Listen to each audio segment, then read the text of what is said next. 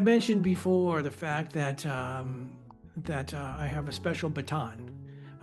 Prior to this, I was using a baton, normal baton that I held in my fingers, but because of the loss of the use of these fingers in particular, controlling a baton and feeling connected with the baton just wasn't happening for me until a little over a year ago when I met Phil Aguglia from PaGu Batons, who really saved me and developed a baton that I now use, which we call a lemon, that fits beautifully in my hand, and I just feel comfortable and connected with it, and it's really saved me. And I'm thrilled to be able to share a conversation with Phil, reminiscing about how we met and the process we went through in developing my current baton. So here we go, my conversation with Phil. Well, I know you make batons for people all over the world, and many people come to your workshop, and you really are, I think, the premier artisan of batons, at least in the United States. But our encounter uh, changed my life unexpectedly, and I'm just so thankful. Oh, and so was my dog. uh, so thankful for that. What really was a chance encounter when you brought your band to Nashville, and I was lucky enough to work with that amazing group. But then at the end, you presented me, your students, and you presented me with this wonderful baton case and baton, uh, and uh, and and that started a wonderful conversation that ended up changing my life. Do you always give batons as gifts? Yeah, it's easy because the we don't have any budget. So for me to donate makes a lot more sense than trying to do anything else. Well, it just was such a thoughtful gift.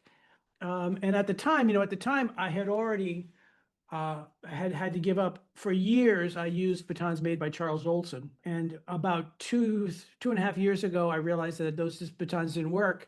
They were just so feather light, and they were designed to be in my fingers, and it just didn't work. And so I had been using this baton, which is just kind of a it's not really a baton. It's more of a keepsake. It was given to me by one of my students in Columbia. It's quite heavy. But I had been using this, but it still wasn't working for me. And at the time when we met, I don't know if you recall this, but at the time that we met, I was thinking that I needed to have a heavier baton. I thought that that was the key. And we talked about that, and you said, well, you should come to my workshop. I don't know if you remember this conversation. I remember it like it was yesterday. Me too. You should come to my workshop, and I said, well, we made plans for that and whatnot, and we thought, we'd follow up.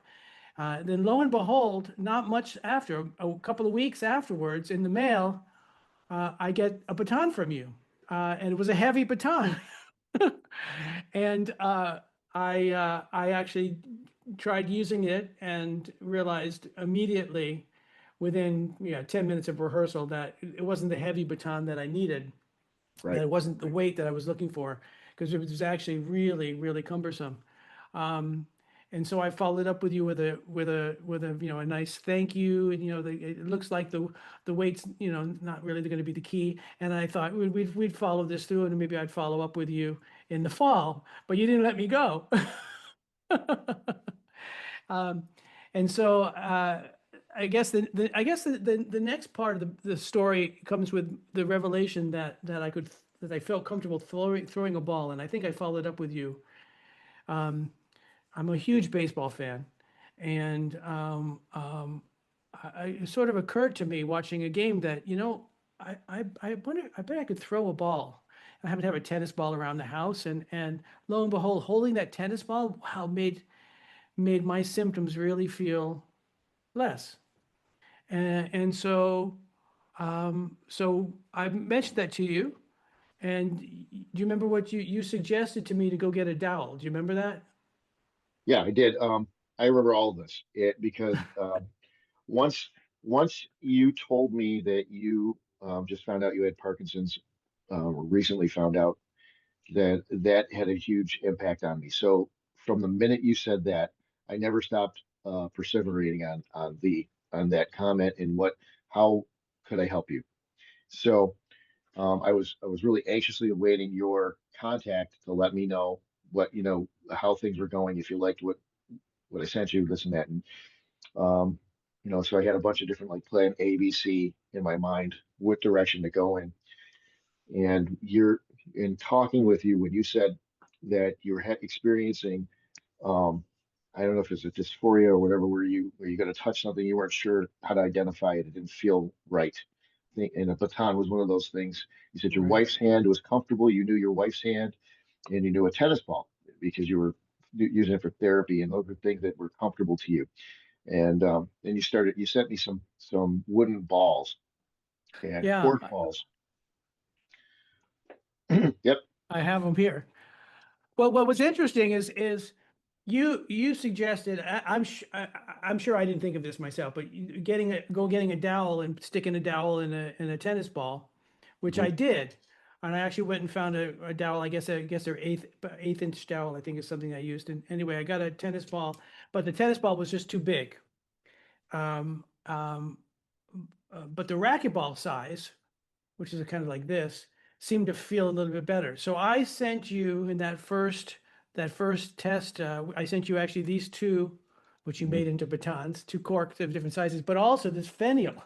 You Yeah. know, and which is like for the curtain hanger and curtain rod, and you I don't know how you wood laid that down to work on, and so we had these three that you sent back to me. Beautiful, they're beautifully made. I should actually send these back to you because you can use the shaft still, huh? Because these I'm never gonna use. I should send them back to you, but anyway, Now, hold on to them. um, They're a good conversation piece for you. they are good conversation pieces. Absolutely. So I tried both of them. Now this one is just too big. It's more of a tennis ball size, and it's really much too big in my hand. Didn't work. But what's funny about the balls or round batons is they wouldn't go one direction. They were just, as I was conducting, they would kind of go all over the place, and I never really felt a direction in my hand, which I didn't never realize. I guess conductors, you have clients that you like the round balls, but I guess that they're not conductors that really care about it staying one direction. There are all these different techniques. When I started making batons, uh, our um our views on what the right baton are is so based on our geography. It's who was our teacher and who was that teacher's teacher. It's an art form that's passed on. And I remember being interviewed by a conductor in um, Siberia, and he said, "My baton maker is retiring, and I need to find a new baton maker." He said, "So I'm going to ask you a couple of questions to see if you're what I'm looking for." And he said, "Tell me what the ideal length of a baton is." And I said, "It varies by the person's height." He says, "No, it's 19 centimeters or 19, it was about 19 inches. I don't know." And I said, "Okay." He said, "Tell me where the ideal balance point is." And I said, it's really, it's personal. It depends on, no, it's 11 centimeters forward of the handle. He said, "You cannot conduct 4 hours of Wagner with it balanced at the stick. It has to be, the stick gives life." In that conversation, he didn't buy any batons from me because I didn't have any of the right answers. But it, and then if you go and you take conducting classes, from the Elizabeth Green School or from the Ravelli School, or North Texas, depending on which conductor you have, or you know what I mean. Everybody's got their own thing. I've had conductors, college professors that say everybody needs to have a 10-inch stick with no handle, and that's the only right thing. Okay, and then I have other ones that say that they give no direction. And so, anyways, for me to be an effective salesperson, I had to come up with a formula that would help me and the customer be able to decide what's going to be close, what's going to be right. And so that's where this whole, all these little things that you're discovering about the baton are things that I had to discover along the way too, because no one ever told me, "What's that white thing made of?" I don't know. What's the, why is it, what does balance even mean? What, what's the different grip? How do you grip it differently? I'm in Philadelphia one time. I'm selling batons at a music educator conference. No one's buying batons from me, which is unusual. Usually it's like a 20-minute line to get to my booth. And then some college kid comes over and he says, "I'll tell you what your problem is. You don't have any batons that are long enough to tuck into the palm." He says, "And around here, everybody tucks their baton into the palm and then reaches up. I didn't have anything long enough." I said, "Really?" Boink. So I was near the King of Prussia Mall. So when I went back home, I designed the King model baton, and that's the long one. Julie Giroux uses it.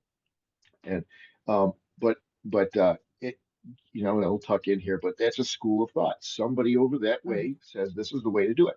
Then I was in New Jersey once, and I'm working with conductors, and a guy comes over to me. He says, "I put my baton here between my thumb and I said, oh." He goes, "So I need a baton." So I at the time made a tenuto baton that had the little collar because it's perfect. So I could put it in here, and I conduct this way. And I sold a bunch of those. So you just don't know what to expect. All you can do is provide options and then allow the clients to find what they're looking for. And then be flexible enough that you can help people who along the way have some different ideas of what they want to do.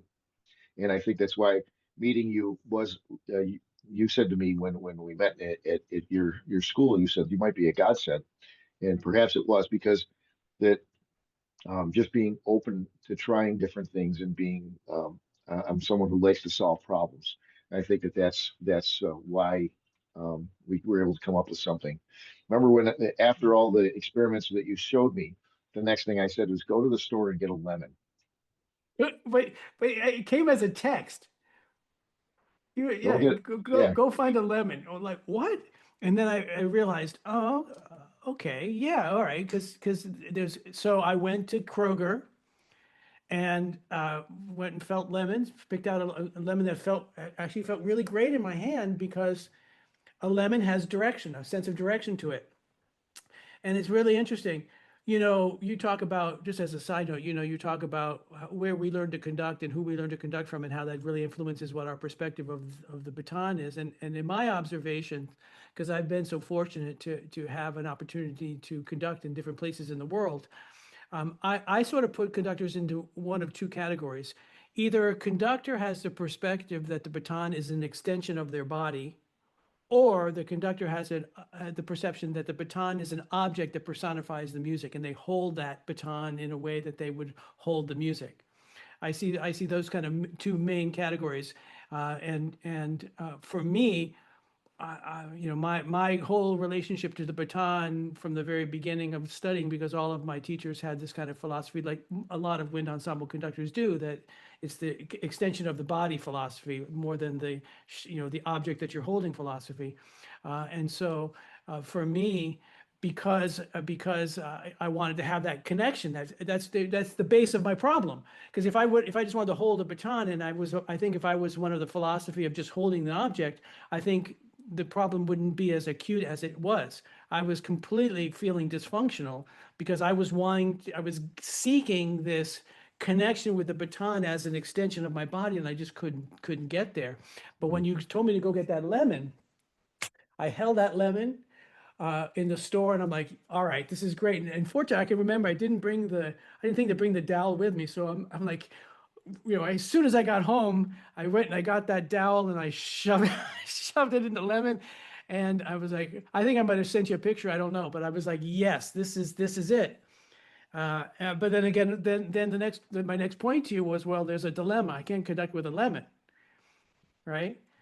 So, yeah so then and I think through all of this, we were texting back and forth, right? So your right next text, as I remember it, was, well, do you have a home store near you, right? Or something, like, a yeah home store, or like a Michael's. And sure enough, we have a Michael's right near here. So I went to, oh, you know what? I wonder if I have it. So anyway, so I go into Michael's, and I find the fake fruit aisle.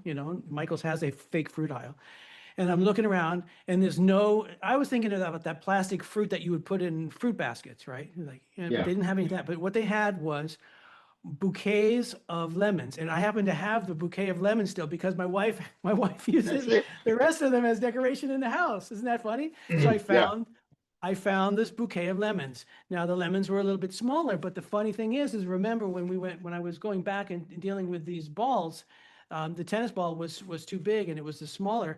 And look, it's almost the same. Isn't that right wild? I mean, it's just a series of events that lined up for me for this to happen. It's just miraculous.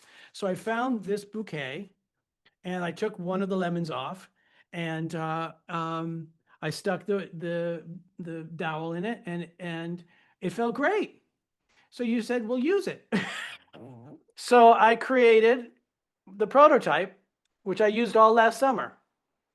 This is one of the lemons. It wasn't, what's funny, it wasn't balanced, so I put this, screw into That was the an lemon. excellent job. Yep. Are Yep. you proud of me? It was pretty I well was. balanced, right? Yep. I So was very impressed.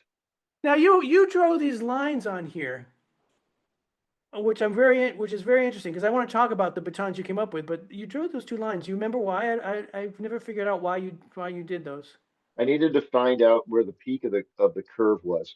Ah, ah, I wanted to see what the distance from the end to interesting. the peak of the curve. I really tried to emulate as much as I could the character of the shape in wood as I could. Well, I used this baton, all last summer, and for the first time in 2 years, felt like I had that, that connection, that philosophical connection with the baton we were just talking about. I had it. And so last August, then I sent you the prototype, and you created, I have them all right here. You created 4 different weights, right? Hmm. But just look at it. I mean, what I'm just amazed at is how beautifully you took this prototype and created. Look at that. I don't know how the hell you did that. I mean, it's exactly the same. Can you see that in the camera? I mean, it's just gorgeous. And you created 4 different weights, right? So for example, let's go with the lightest one first. So this is the lightest one, which I believe, correct me if I'm wrong, this one it's all balsa wood. Is that all balsa wood? No, it's spalted Spanish walnut near your fingertips, and balsa. Okay. Those where those two lines are, that's where the Uh-huh. balsa is in the middle. Okay, so this is balsa wood here. Correct. This And and then the the ends. reason why I use wood on the ends is because balsa wood and cork and balsa wood are so fragile that I like to beef them up with the wood, and I think it gives a little character too. Now, does that little piece go behind the balsa wood? That piece of wood, or is it just right there? It's just like a coin on the end. No, actually, here, this is how it started off, Oh my gosh. and then I turn it down to what you're looking at. Amazing. Ah. And it's you must have really strong glue. Is that how you bond it together, huh? Yeah, that's it. Um, I just I just unclamped a couple of things that I do. I make what I call a fun ring series, so you can order a baton with like a color ring in it, and Oh, nice. it's just a matter of making sure you glue it effectively and clamp it. Amazing. And this is what material is the shaft made out of? Carbon fiber. Carbon fiber. Is it hollow or is it solid?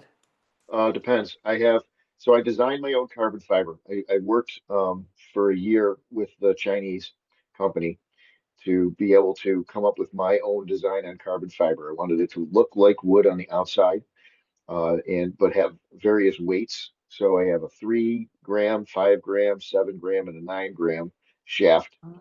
and that allows me a lot of flexibility when building a baton for somebody.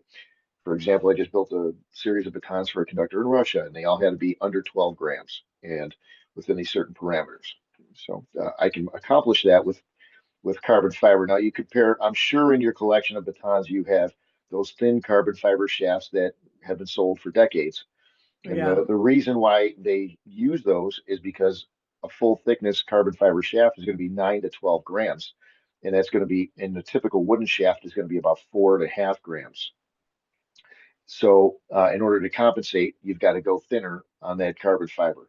And it's like same thing with fiberglass. Fiberglass is also very heavy.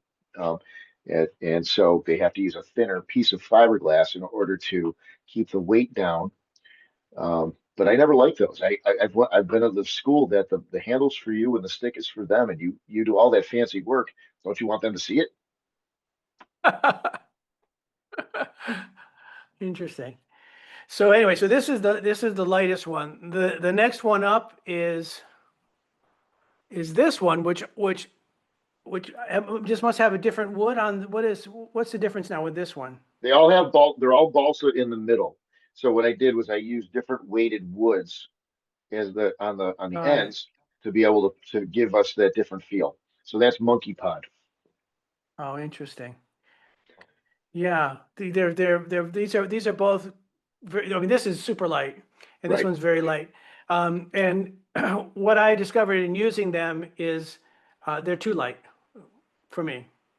Um, what's interesting though is it's changes for me, and I'll tell you why. So when I got all these back from you last fall, all last fall I used the heaviest one. Now this heavy one came this was black. I painted it myself to be all white all the way through this thing. Yeah, it's one of my Uh, lance shafts. Yeah, yeah, and it's a heavier shaft, right? Yeah, right. because the Yep. handle is what kind of is this this is the same kind of wood as this? No, on Yeah, the ends? yeah. That's It a is. spalted. Spalt. Those chocolate lines are the spalting. That's a fungus that attacks the wood, and that's the sapwood of a Spanish maple tree.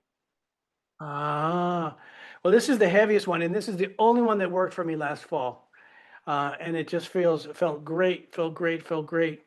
But then in January, I picked up the cork one, which you had mentioned earlier, and this is my standard. This is my go-to now since January, and conducted an ABA with it, and conducted all my concerts with it. And this is really for me is